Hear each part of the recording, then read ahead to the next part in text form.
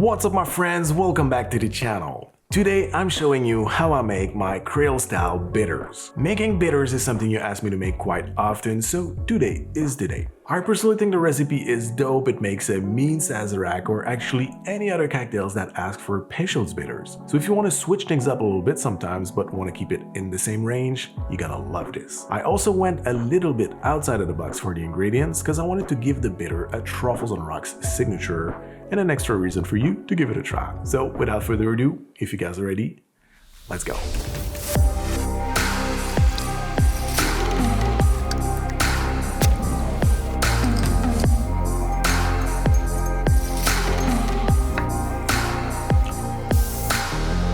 So, I created this recipe a little while back, almost by accident. I was given the task by a company to create a whole bunch of cocktails and cocktail ingredients revolving around maple. So amongst the list, I wanted to make a maple Sazerac, but rather than just using maple syrup as a sweetener, I wanted to take the cocktail up a notch and create a bitter that would suit the flavor profile of the Sazerac. Obviously, I didn't want to add some maple sugar in the recipe because that would make just a bitter syrup. Instead, I used some aromatic compounds that pair or mimic maple flavor with the other ingredients I believe Peychaud's is made of. The first recipe, the first try, was already very promising, so I kept on working on the specs, and today I'm ready to share with you my own Creole style bitter recipe. We're gonna make it today with the flash infusion technique because I understood this is something you like quite a lot. It's fast, it's efficient, you can enjoy the recipe the same day rather than waiting a couple of weeks before it's ready. So flash infusion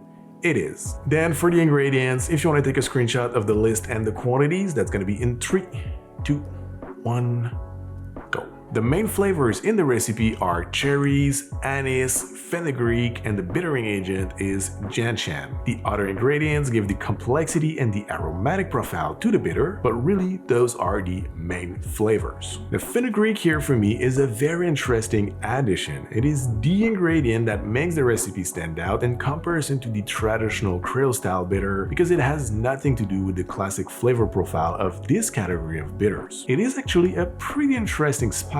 It is a little bit bitter, so it contributes to the bitterness of the recipe, but it also provides a very cool dry and maple-ish flavor profile to the bitter, which is what I was aiming in the first place to create a bitter that would pair with maple flavors. And then to up that up, to enhance that maple flavor, I added a small toasted maple wood chip in the canister and it turned out fantastic. So now let's make it, and in your cream whipper, you're gonna add all your ingredients, then you're gonna add 350 ml of vodka, charge the cream whipper once with an NO2 cartridge, shake it for about 20 seconds, charge it one more time, and shake it one more time for 20 seconds. Then you're gonna leave that infusing for 1 hour at room temperature, and once you're done, you're gonna release the gas all at once. If you're using a pint-sized cream whipper like I am, it's gonna probably leak, so I recommend you do as I am doing right now. Then you're gonna open up the cream whipper, pour in it what leaked, and wait for about 15 minutes before filtering it, or until you don't hear anymore that Rice Krispie sound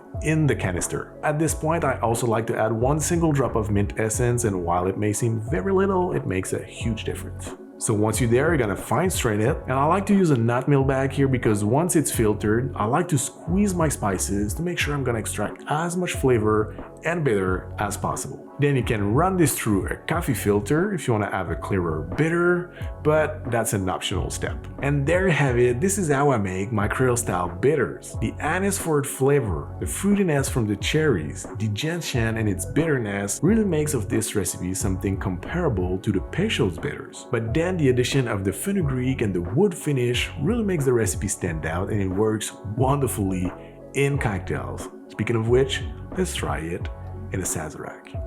So first, in our mixing glass, we're gonna add 2 ounces of rye whiskey, 1/4 ounce of gum syrup, and 3 generous dashes of our Creole bitter, and always double up the amount when using a small Japanese dasher bottle like this one. Then we're gonna fill our mixing glass with ice and stir it for about 60 revolutions. Now we're gonna take our single rocks glass out of the freezer and spray some absinthe in it, pour our cocktail in the glass, express a lemon zest, and discard. And there have it, the Sazerac. Cheers. It really works.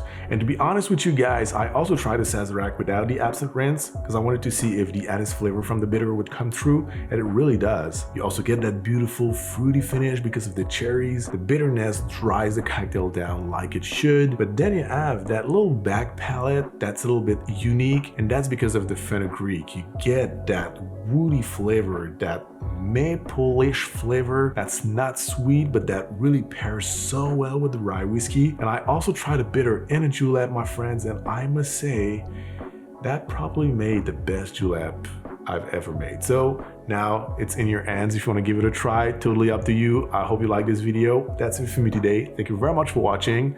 Don't forget to subscribe to the channel before you go. Turn that bell if you want to make sure not to miss the next one. Until then, thank you very much again. Have a great day and see you very soon. Cheers.